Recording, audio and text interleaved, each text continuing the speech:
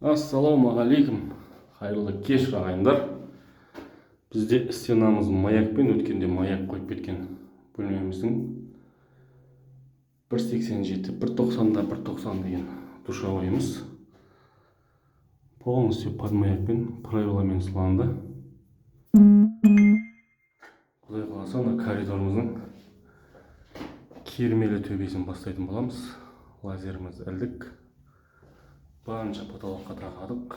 Мына жерге жиегіне багет деген. Бүгін құдай қаласа нәтижелі потолоктың заготовкасы. Төбеден былай 5 жерден галоген жіберетін боламыз. И мына бөлмеге жап-жарық 4 жерден бар жіберіп қоюымыз мүмкін. Құдай қаласа кермелі төбеміздің бастамасы до